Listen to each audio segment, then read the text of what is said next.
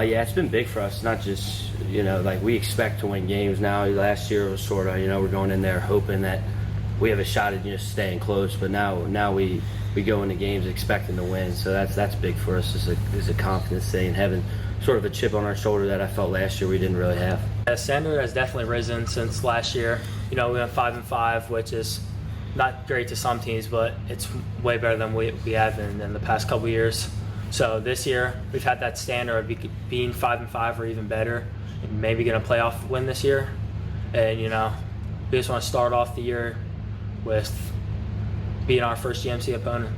The expectation here has changed. We've gone into games the last few years trying to steal games from teams athletically that are better than us, or stronger than us, or we just don't match up. And we had we were disciplined last year, and we did some things and some experience to win a few games for teams that probably were pretty frustrated they lost to us. And without disrespecting Turpin, their coach did a great job, their kids did a great job. We played like a bunch of inexperienced guys and turned it on way too late, and we left there feeling like, hey, we were the more physical team, the more athletic team, but we lost. So you can say all the ifs and buts, and you can blame referees. And at the end of the day, we didn't execute. We turned the ball over once that resulted in a touchdown, and we just waited too long to get it going.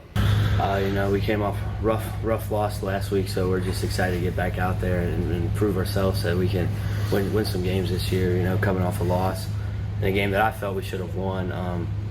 People would think we're not going to be as good, or not going to go improve off last year, but I think we can bounce back from it. We had a rough time last week against Turpin. Not our best start, but it's given us some motivation this week. We're gonna come back out even harder, play against some better competition, and bring it to them.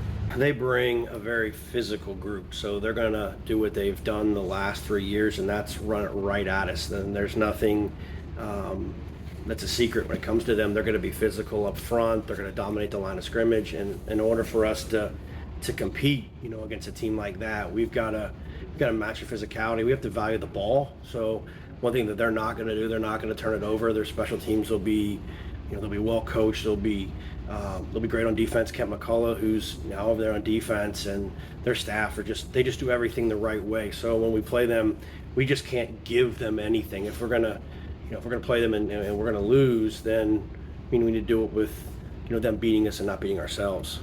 Yeah. So when he first came here, I obviously wasn't here, but I've heard it was pretty rough. So he's really turned it around. He's done a great job, and that's the goal, always to make the playoffs and at least win a game, which it hasn't been. I don't know if it's ever been done here, or at least a really long time. So that's always the end goal, is to make it later in the season and win some games later in the season.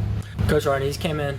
He's changed a lot of our culture. He's put down different standards. He's shown that work ethic is what we need. We all need to be a team together, and we all need to work together to be able to compete in the great GMC. The message honestly doesn't change that much. For us, our goal this year is we want to try to get a home playoff game. We want to, worst case, we want to try to win a playoff game, and that might be a lofty expectation if you look at the past years. But our talent level is good. Our numbers are up. We just might not quite have the depth that everybody in our conference does, or we don't have that. I want to say difference maker, a guy that can change the tone of a game in a play. We have some special players, but I don't know if we have quite the one that can make up for some of our mistakes. So I don't need to say that we need to play perfect, but we've got to just be more consistent. So the message, very simply and honestly, is just to do a better job of what your responsibility is and keep preaching that. And that's what happened. That's what we lost Friday. Guys had certain jobs and responsibilities, including special teams, where if you're not supposed to go in, you don't go in. If you go out, you go out. And I think some guys Friday were so excited about playing football, they kind of forgot on things that they were coaching the course of the week. Yeah, it's pretty cool. I love Skyline myself. I go there every at least once a week, every week. So it's pretty cool, to be selected for this, and knowing that we have a big game coming up this week. It's big because Skyline, everyone loves in Cincinnati.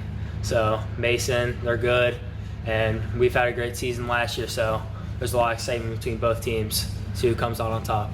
Yeah, my first year coaching in 2000 was at Coleraine, and I can still remember us getting a chance to beat Elder down there, and the crowd and all the things that have led up to it. And my time at East Central, and even the other places that I've been, it's always an extra special week. Whether it's getting together with the coaches at the kickoff party, or just the extra fanfare and excitement that the game brings. It just, for us, we're very humbled and honored to be part of that. We get good crowds, we have good support. The West Side, our community is fantastic, and our brand of football is getting better and better. So we're happy to be a part of it, and looking forward to entertaining those people that want to come see us Friday night. And thanks, Skyline, for allowing all the good things to be part of this.